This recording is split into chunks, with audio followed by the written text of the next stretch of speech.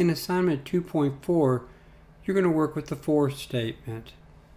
This is a similar assignment to what we did in the lesson, and so you should refer to the lesson on the for statement for assistance with this. Initially, you're going to create two variables. They're both string variables. One's going to be your first name and one's going to be your last name.